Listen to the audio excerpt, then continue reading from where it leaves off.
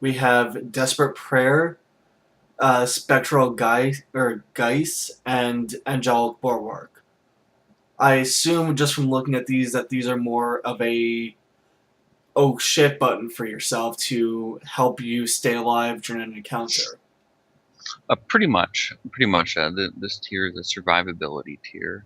Um, there's like, yeah, it's a survivability tier. By default, I take the Angelic Bulwark.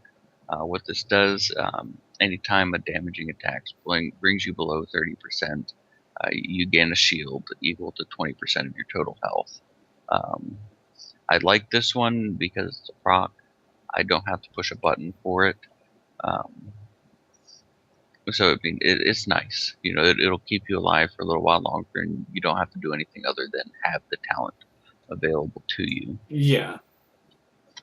Um, there's spectral guys. Basically, what this does, you, uh, it's basically kind of like a stealth, except it doesn't work quite like stealth. Basically, you push the button, your body stays behind, and you turn into a little shadow dude, and you can move around. It lasts for 6 seconds. After the 6 seconds, or until you're hit by 3 attacks, you'll come out of the stealth. You'll still remain in combat. So I mean, it doesn't really have very many uses at all in PvE. This is more of a PvP talent. Um, it could be very strong for PvP if you're getting focused or what have you. You can hit the button and escape. It's basically an escape Yeah. mechanism. All right. And then Desperate Prayer. I would assume that this would be pretty much good if you're about to die and you need that quick burst of healing that a healer just can't provide at that point in time. That is correct. Desperate Prayer, it is a very strong talent. It's good for pretty much any PvE or PvP encounter. Um, just like by default, I normally take Angelic Bulwark, but if there was any kind of situation that arises that I would need to self heal or something like that, um, Then you would Desperate take Prayer Desperate would Prayer. be good. Yeah. Yeah, for this tier, I would recommend Desperate Prayer or Angelic Bulwark. It really is all based on your personal preference, though. All right. Now the level 75 tier. This seems like more of a pseudo burst, pseudo healing tier. If I am correct on this, or I might be wrong entirely. Yeah, I mean, it's basically a choose which way you want to increase your damage. Um, the default um, the default talent to choose for Shadow would be Divine Insight. What this does, it gives your Shadow Word Pain a 5% chance to reset the cooldown on Mind Blast and make it instant cast.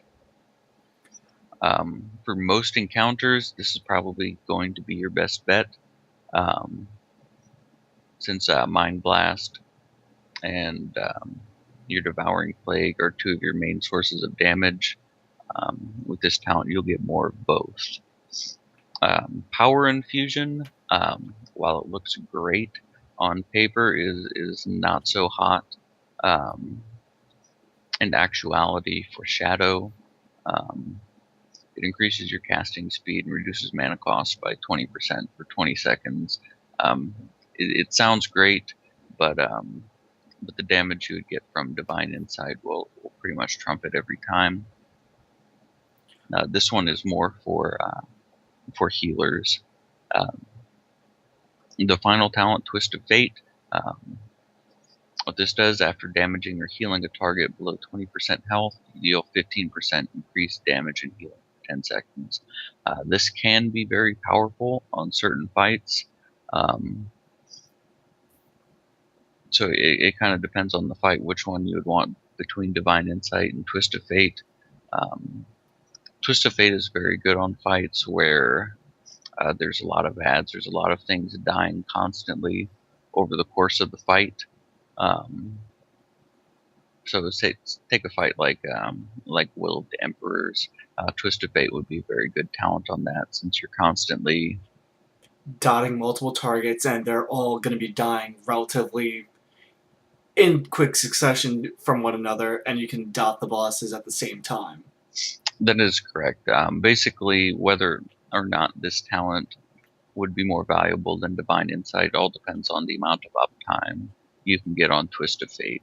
So the more things in the encounter that are dying um, relatively often, the more value Twist of Fate would have. Alright. And now the last tier, the level 90 tier, we've got Halo, Divine Star, and Cascade. Okay, basically these three talents are damage slash healing abilities. Which one you take is going to basically be dependent on the encounter. Um, we'll start off with Cascade. What this does, um, you cast Cascade on your target. It will it will shoot out. It will hit its target, deal damage, and then it will split into two more bolts.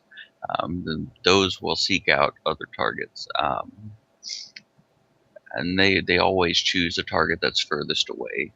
This is a very strong talent for area of effect damage when all the ads are spread out.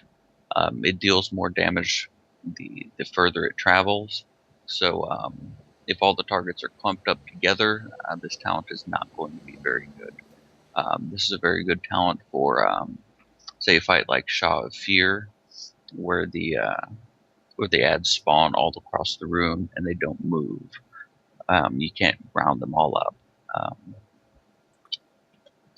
so I mean, this one it has its pluses and minuses.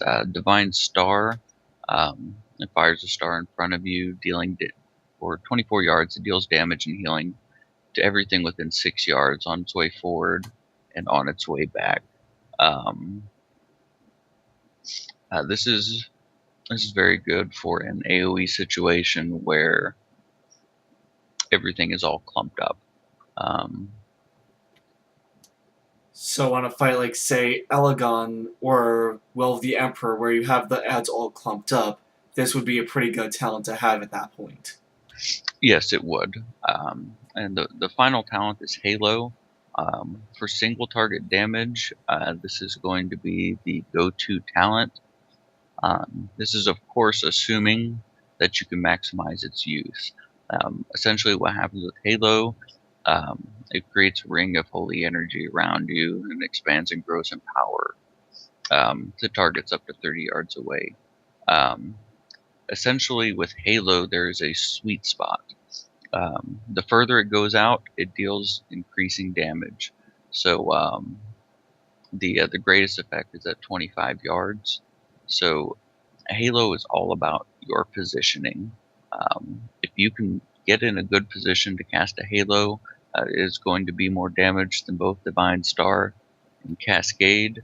Um, but it also has its drawbacks because it does do severely less damage when you're close to your target. So this one requires uh, perfect positioning, pretty much, um, for it to be viable. Of any great effect.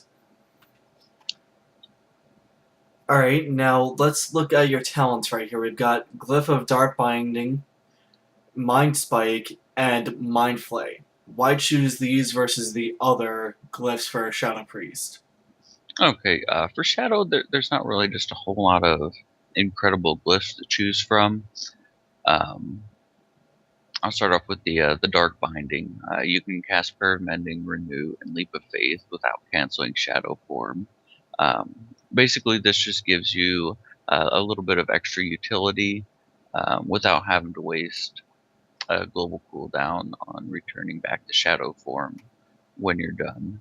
Um, so, I mean, this one is just a personal choice. Um, but, as a Shadow Priest, you can heal. And there are situations where it would be helpful to heal, and you don't have anything better to do. So this is a good one to go there. Um, the only other choices you would have really to put in there is the Glyph of Master Spell, which reduces the cast time of Master Spell by 1 second, which is a pretty decent talent. Um, But it's not a necessity to actually have that glyph. yes, yes. Then you have the Glyph of Mind Blast. There's basically a PvP talent when you critically hit with Mind Blast. It roots the target for 4 seconds. And yeah, so I Yeah, I mean, don't see that being a great use in PvE at all unless you had to kite and add and got a lucky crit. yeah. So I mean, there's not really a lot that will actually improve your performance for Shadow Priest. This third glyph slot is pretty optional.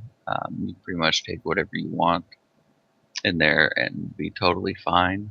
I personally just choose this one because I like being able to cast Prayer of Mending and Renew while still Alright. in shadow form. Alright, and now Glyph of Mind Spike. Is this one pretty much a mandatory glyph, or is this one also optional? This one is pretty well mandatory.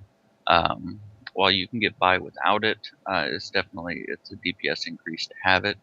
What this does is when you deal damage with Mind Spike, the cast time of your next Mind Blast is reduced by 50% and stacks 2 times. So essentially, the way this works is with if you have taken From Darkness Comes Light, you'll be proccing instant cast Mind Spikes. Um, and when you cast these, it will reduce the cast time of your Mind Blast. Um, so essentially, what this glyph allows you to do, it allows you to get more Mind Blasts off in the encounter since it's going on cooldown sooner because you're casting it faster.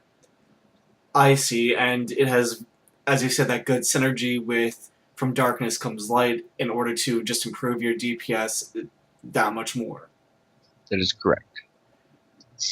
Alright, and now Glyph of Mind Flay. Is this an optional one, or again, is this one just a must have? The Glyph of Mind Play is optional, though it is recommended. What this does, your Mind Flay no longer puts a snare on the target, but instead, when it deals damage, you get 15% increased movement speed for 5 seconds, and it stacks up to 3 times. So essentially, um, for the bulk of the encounter, you have a 45% movement speed, which is very big. Um, it's extremely useful in nearly all situations. Pretty much the only time you don't want to have this glyph is if your raid composition for a specific encounter requires a slow, and you're the only one available to apply it. Alright, so say the Teosu in Heart of Fear. Oh no, not Heart of Fear. Terrace of Endless Spring, the second boss in there.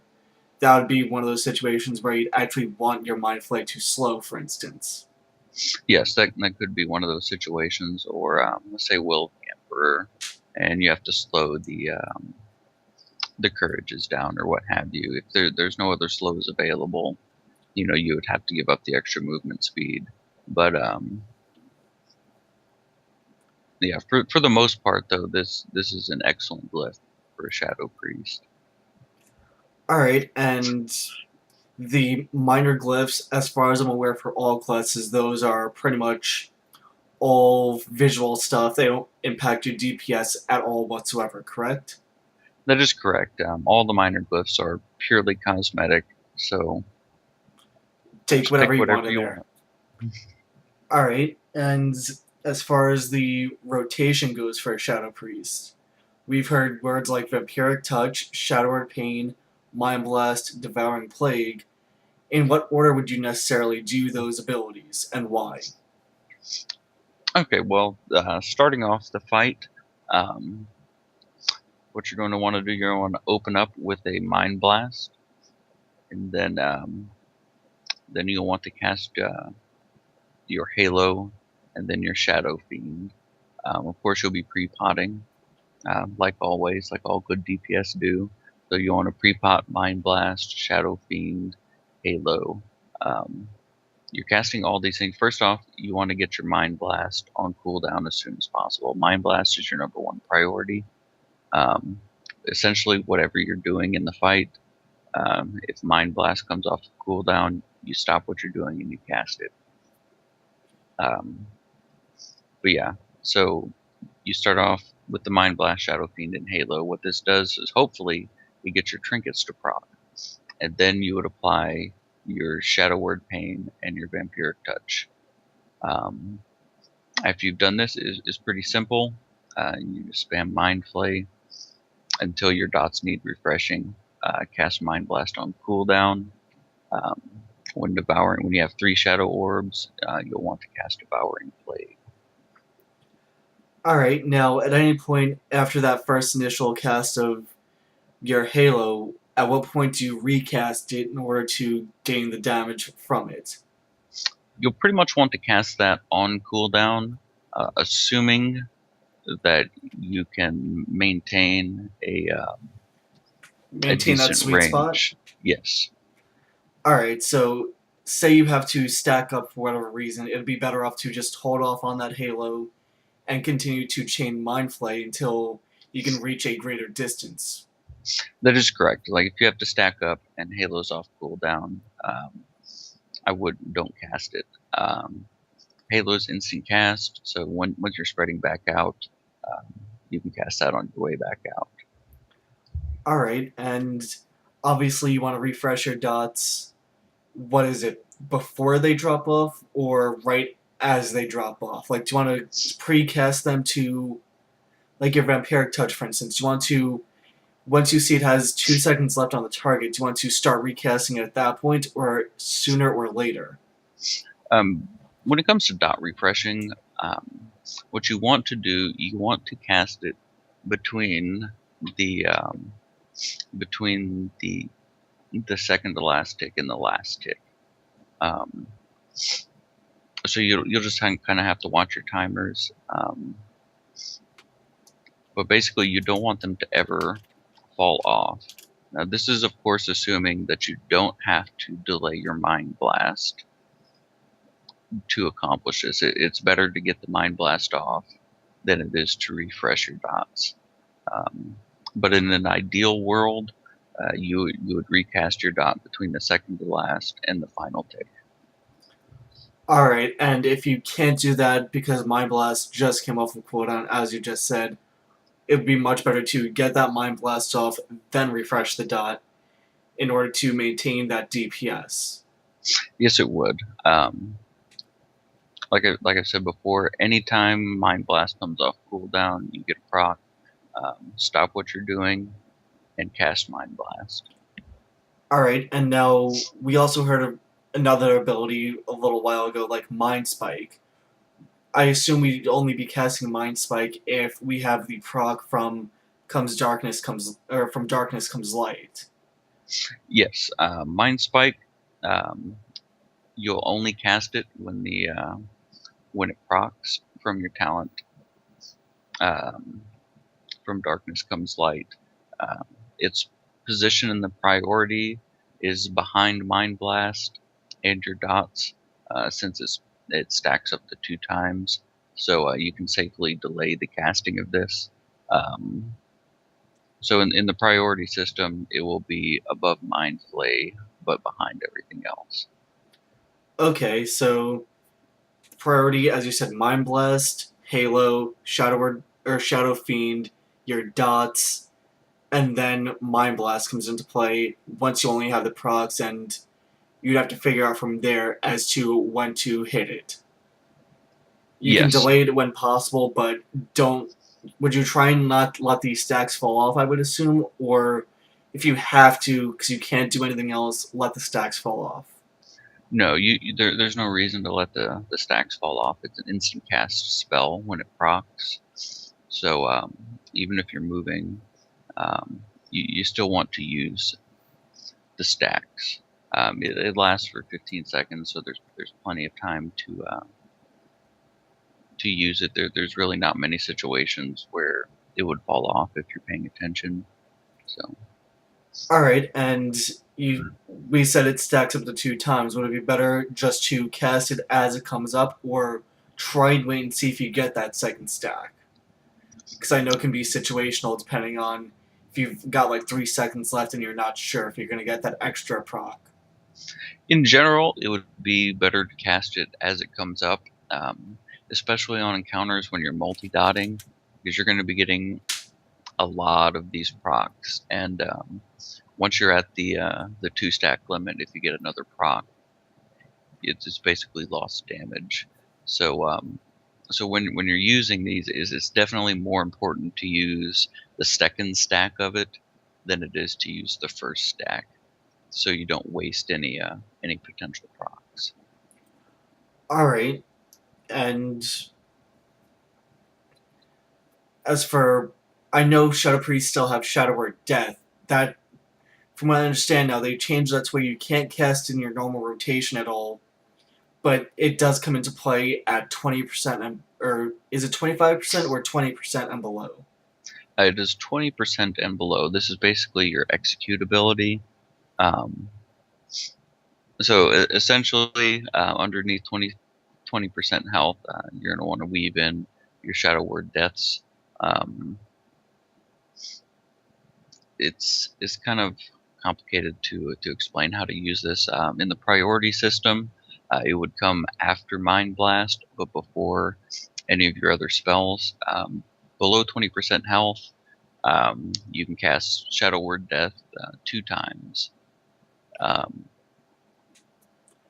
Okay, so then in an ideal situation, you would have your Mind Blast go off, double Shadow Word Death, and then refresh your dots as needed.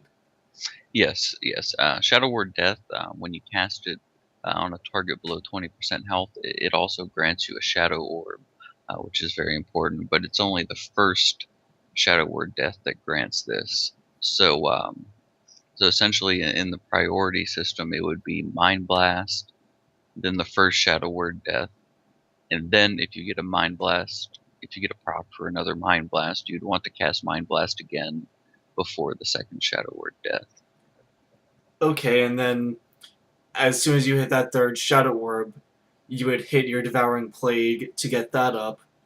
And then would you. I know we're getting a little complicated here, but it would go Mind Blast, Shadow Word Death, wait to see if you get the proc on Mind Blast. If you do, Mind Blast, then would it be Shadow Word Death again, or would it be Devouring Plague, then Shadow Word Death? It would be Shadow Word Death again. Devouring Plague, um, basically, you can delay it for a short amount of time to wait, to fish for a trinket proc or weapon enchant proc or what have you. Yeah. Uh, the big thing with Devouring Plague is you have to cast it before you generate another Shadow Orb. So it's really, you have to be paying attention to what's going on around you and what's going on in your rotation. Like, let's say I Mind Blast and then Shadow Word Death, and I got my 3 Shadow Orbs. Okay, at this point in time, assuming I don't get any other procs, with Mind Blast at an 8-second cooldown, I've got about 6 or 8 seconds to decide when I want to cast Devouring Plague. The big thing is you need to cast it before you generate another Shadow Orb, so that you don't waste any of your Shadow Orbs. Alright. That's as plain of a statement as I've ever heard, to be completely honest. Heard people tell me a bunch of different stuff, but we would rather not get into them to any of these videos. If you guys have any questions for me or Eek, go ahead and leave them in the comment section down below. I'll be checking them pretty much every hour, just about, and I'll relay any questions to Eek. I'll comment back to you guys or send you a PM. Do any of that stuff. Do you have anything else to add, Eek? No, no, I think that's pretty decent coverage there. Alright, guys, you heard it from Eek the cat himself. We're pretty much done here with this video. My name has been Charles. I'm here with Shadow Gaming. And don't forget to subscribe down below the video now. Thanks to the way new YouTube looks. The subscription button is down below the video instead of right up above. It's right down there with the like and dislike buttons. Go ahead, subscribe. If you have any other feedback or questions, leave them in the comment section down below. And we will talk to you guys next time.